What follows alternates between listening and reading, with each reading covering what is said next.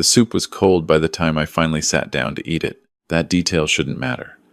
It's the kind of thing that gets lost in a story like mine, buried under bigger headlines and sharper moments. But I remember it clearly standing at my kitchen counter at 7 in the morning, reheating tomato soup from a can, watching the winter light come through the window above the sink, thinking about my granddaughter's birthday party the following weekend and whether I should bring flowers or just the gift. The soup was cold because I kept forgetting to eat it. I kept walking away from it to write things down in the yellow legal pad I'd started keeping on the kitchen table. I'm getting ahead of myself. My name is Walter. I'm 64 years old. I live alone in a house in Evanston, Illinois, that my wife and I bought in 1989 when the neighborhood still had a hardware store on every corner and the elm trees hadn't yet been taken down by disease. My wife, Carol, passed away 6 years ago, pancreatic cancer. She was gone in 4 months from the day of diagnosis, which people tell me was a mercy, though I've never quite agreed with that framing. I would have taken 4 years over 4 months. I would have taken anything over what we got. After Carol died, I sold the engineering consulting firm I'd built over 30 years. Not immediately. I held on for another 18 months, going through the motions, sitting in meetings where I couldn't remember what we were discussing, signing documents I'd read 3 times, without absorbing a single word. My business partner finally sat across from me one afternoon and said, quietly and without cruelty, that I wasn't really there anymore. He was right. We sold the firm to a larger company out of Houston, and I walked away with enough money that I would never need to think about money again. I don't say that to impress anyone. I say it because it's essential to understanding everything that came after. My son, Marcus, is 38. He has Carol's eyes and my stubbornness, which is a difficult combination. He works in commercial real estate, good at it, driven in the way that young men who grew up watching their fathers work long hours tend to be driven, trying to match something they saw early and internalized without fully understanding it. I'm proud of him. I've always been proud of him, even when we didn't speak for a year and a half, which I'll get to. Marcus married his wife, Diane, 7 years ago. The wedding was in June, outdoor ceremony at a vineyard in the Door County Peninsula, and I remember thinking she was sharp and funny and that she made my son laugh in a way that seemed entirely genuine. I liked her. I want to be clear about that. I liked her for a long time before things went wrong, and even now, even after everything, I don't think she was always the person she became. People change under pressure. They change when they're scared and when they're proud and when they've been told for too long that they're exceptional. Diane worked her way up through the hospitality industry. She had a talent for it, the logistics, the presentation, the way a room should feel when the right kind of people walked into it. By the time our trouble started, she was the floor manager at Carrington House, a restaurant in Chicago's River North neighborhood that had held 2 Michelin stars for 4 consecutive years. She ran that floor the way a general runs, a campaign precise, hierarchical, intolerant of error. Her staff were loyal to her or terrified of her. Sometimes both. Our grandchildren were Sophie, 7, and Owen, 5. They were the reason I kept reheating the soup and forgetting to eat it. I spent 3 afternoons a week with them while Marcus and Diane worked, picking Sophie up from school, collecting Owen from his preschool program, taking them to the park or the library or, on Fridays, to the diner 2 blocks from my house where the owner knew their names and always brought Owen an extra side of hash browns without being asked. Those afternoons were the best part of my week. They were, honestly, the best part of my life since Carol died. I noticed things, the way grandparents do. I noticed that Sophie's winter coat had a broken zipper that had been broken since October and still hadn't been replaced in December. I noticed that Owen's sneakers were worn through at the left toe, the rubber sole separating from the fabric in a way that let water in when we walked on wet sidewalks. I noticed that their school lunches, when I occasionally had reason to look, were thin, a sandwich, a piece of fruit, a small bag of crackers, not inadequate, but not generous. I didn't say anything at first. Marcus and Diane both worked. Things got busy. Costs added up. I understood. But then I noticed other things. I noticed that Diane had a new car, a German SUV, silver, the kind with a very long hood and a logo that glints in parking lot light. I noticed that she and Marcus had taken a long weekend in Miami that their neighbor mentioned casually over a fence conversation. I noticed that when I dropped the children home on Friday evenings, the refrigerator was often nearly empty, and Diane would order delivery rather than cook, and the delivery was always from restaurants I recognized as expensive. I kept these observations in the yellow legal pad, not because I was plotting anything, because I am an engineer by training, and engineers write things down. The afternoon everything changed, started as a normal one. It was a Thursday in late January. The temperature in Chicago had dropped to 11 degrees, with a wind chill that turned the walk from the parking garage to the school into something genuinely miserable. I was wearing my old wool coat, the navy blue one I'd had since the late 90s. Heavy and warm and slightly shapeless at this point. A watchman's coat, Carol used to call it. I was also wearing the boots I always wear in winter. Brown, unpolished, built for function rather than appearance. I had not shaved that morning because the water heater in my house had been making noises, and I'd spent the early part of the day on the phone with a plumber. I picked up Sophie and Owen, and we took the train into the city, which they loved. Owen pressed his face against the window the entire ride. Sophie read to him from a picture book she'd brought in her backpack, her finger tracing under the words with the focused effort of someone who has recently discovered they know how to do something important. We were not going to Carrington House. I want to be absolutely clear about that. We were going to a pizza place on Hubbard Street that Sophie had been requesting for 3 weeks. It was bright and loud, and they put your name on the marquee board when it was your birthday. And Sophie's birthday was in 11 days, and she wanted to see how it worked. The pizza place was unexpectedly closed, a water main issue, a handwritten sign on the door. Sophie stood on the sidewalk and looked at the sign with the specific devastation of a 7-year-old confronting an unjust universe. I told her we would find something just as good. Owen said he wanted the kind of pasta with the butter. I told him that was a reasonable request and that we would find it. We walked 2 blocks south, and there was Carrington House. I knew it was where Diane worked. It had simply not occurred to me that it would be a problem to take 2 young children inside for pasta with butter and whatever else they had on a Thursday at 5:30. We were not dressed for the room. I understood that the moment we walked through the door, the polished marble entry, the low amber lighting, the kind of quiet that expensive restaurants work hard to achieve. But I also knew that restaurants served food to people who were hungry, and I had 2 cold, disappointed children with me. And the hostess looked young and uncertain enough that I thought she might just seat us. She was seating us, actually. She had collected 3 menus and was turning toward the dining room when Diane appeared. I watched her see us. I watched the specific sequence of her expression recognition, something like surprise, and then something harder and more deliberate that replaced the surprise so quickly you might have missed it if you weren't paying attention. I was paying attention. "Dad," she said. She called me that. She had always called me that, and it had always seemed genuine. This isn't really a good time. I told her we were just looking for dinner. I gestured at Sophie and Owen, who were standing next to me holding hands the way they did when they were in unfamiliar places. Diane smiled at the children. It was a practice smile, the kind she'd developed for the floor. "It's a busy service tonight," she said. "We're fully committed." The hostess looked at her menus, and then at me, and then at Diane, and said nothing. I told Diane it was fine, that we just needed a table for 3, that we would be out before the dinner rush. Her voice dropped slightly. Not enough that Sophie or Owen would notice, enough that I did. "Dad, I really need you to understand we have a certain kind of clientele here. It's a tasting menu format tonight. It's not really suitable for children. And honestly," and here she paused in a way that was almost imperceptible, "unless you were standing as close as I was, it might be a bit much for the budget. We can find you somewhere more appropriate." I looked at her for a moment. She was looking at my coat, at my boots, at the 2 children with the worn sneakers and the broken zipper. I told her that was fine, that we'd find somewhere else. And I took Sophie's hand and Owen's hand, and we walked back out through the polished marble entry into the 11-degree January air. Sophie looked up at me on the sidewalk.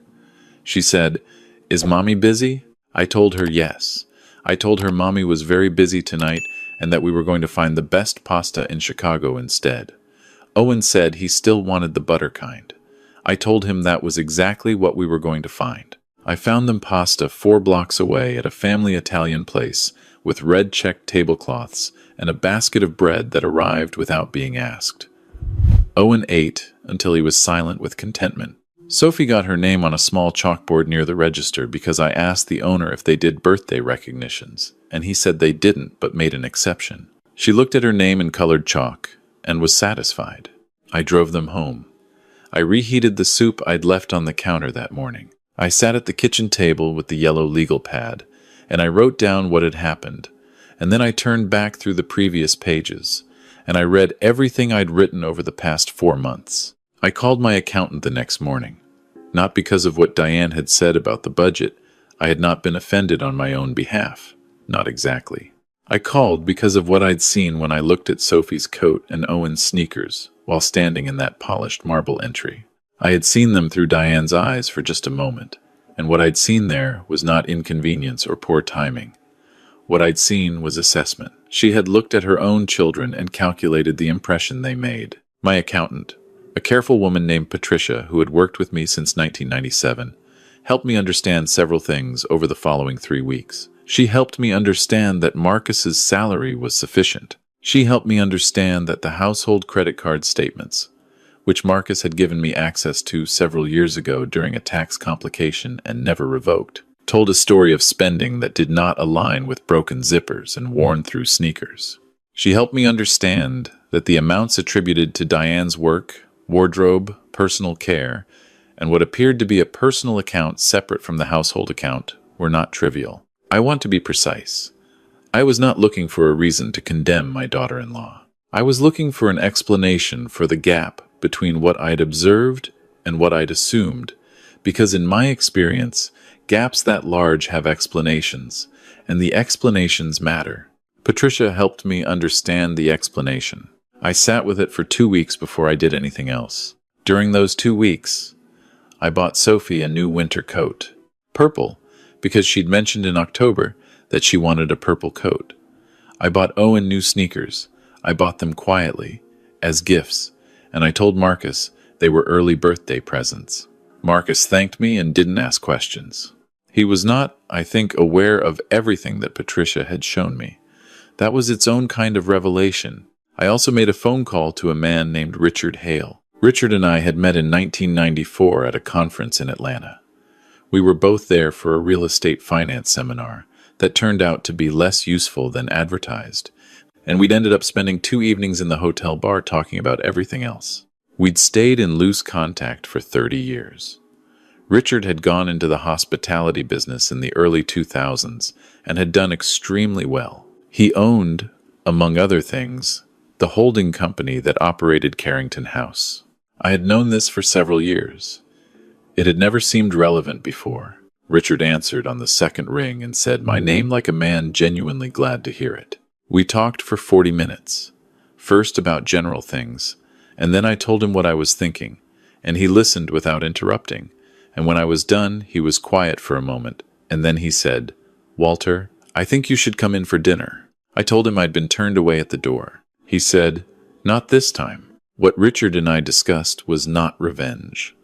I want to be careful about how I describe it because the word revenge implies something hot and reactive, and what we planned was neither of those things. What we discussed was truth. Specifically, the mechanism by which certain truths about Diane's financial arrangements might become apparent to Marcus in a way that was clear, documented, and impossible to minimize. Richard had his own interest. He ran establishments where trust was foundational, trust between management and ownership, trust in the integrity of his staff. He'd had certain indicators about Carrington House that had concerned him for several months, and what I'd shared with Patricia had clarified some things he'd been trying to understand.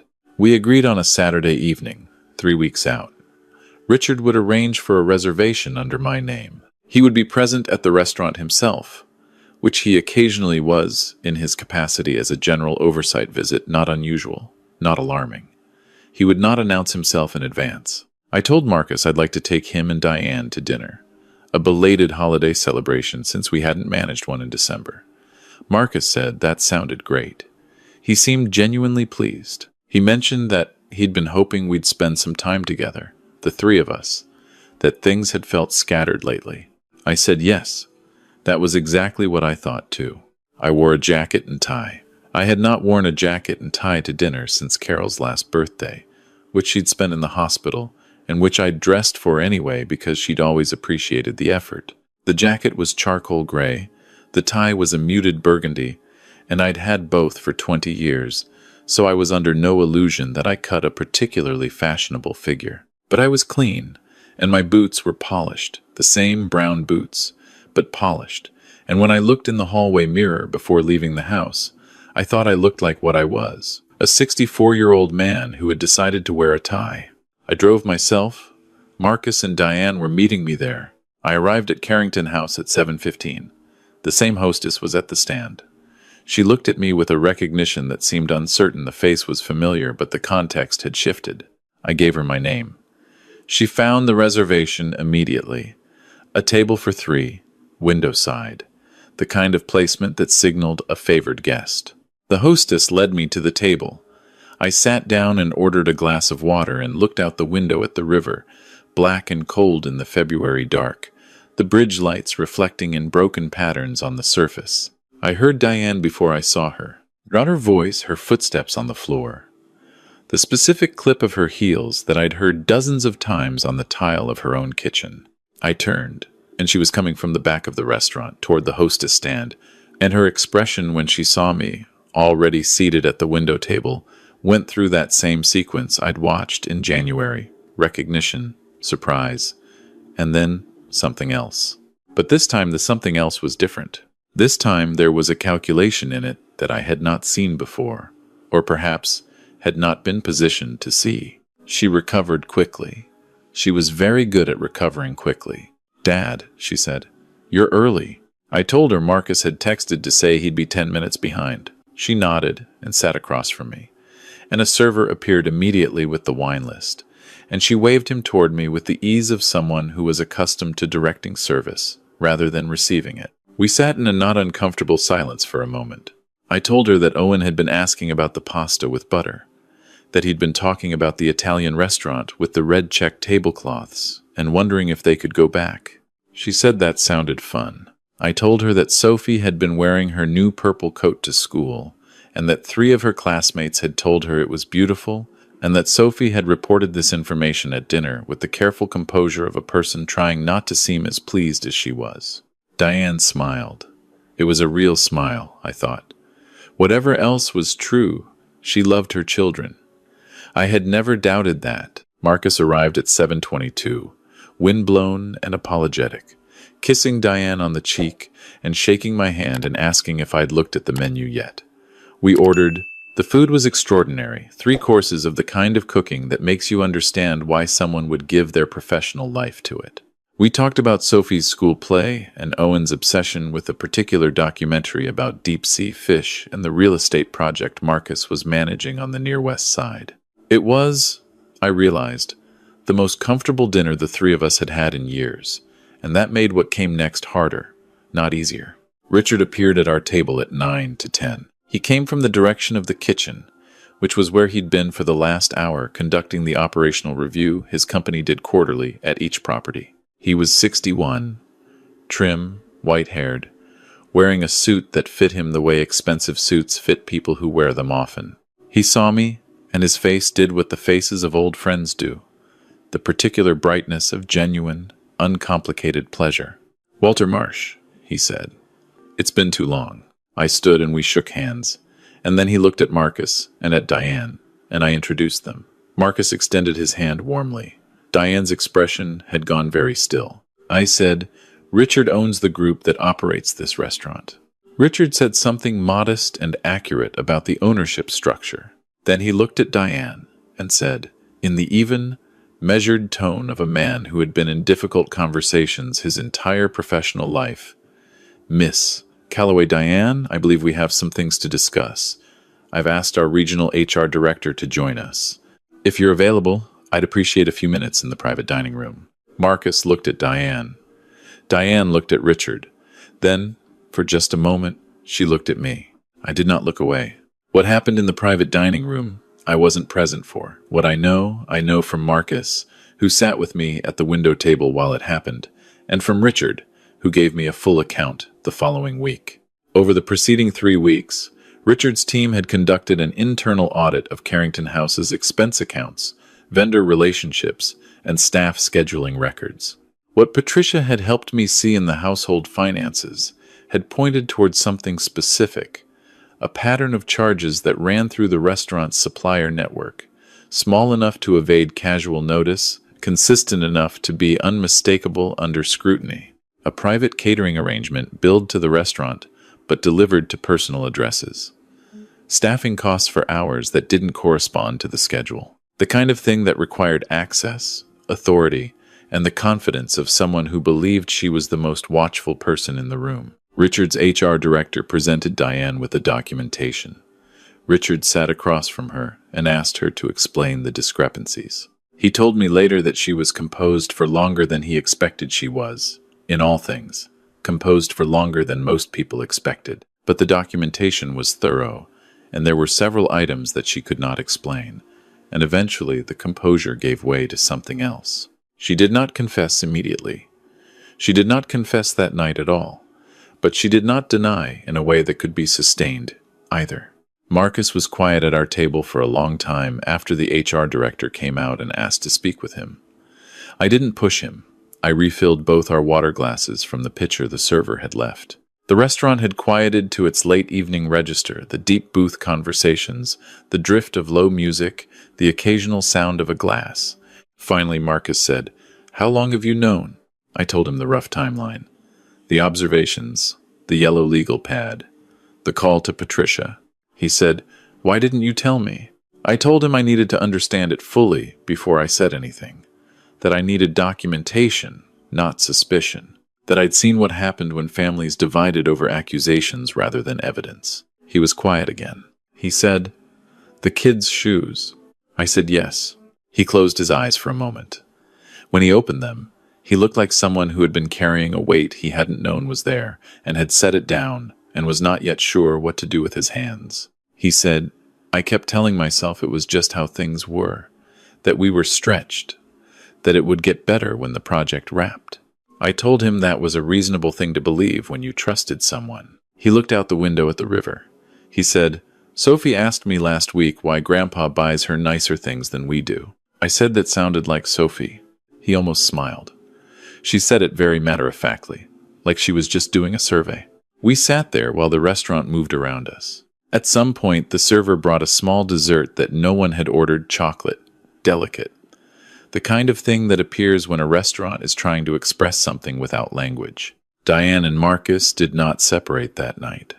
I want to say that clearly because I think people assume a story like this ends one particular way, and the truth is more complicated and more honest. What happened over the following months was not a clean resolution. It was the kind of work that marriages either survive or don't, the kind that requires both people to look at things they'd rather not look at, to say things that feel like swallowing glass, to choose, again and again, the harder and more revealing conversation over the easier and more comfortable silence.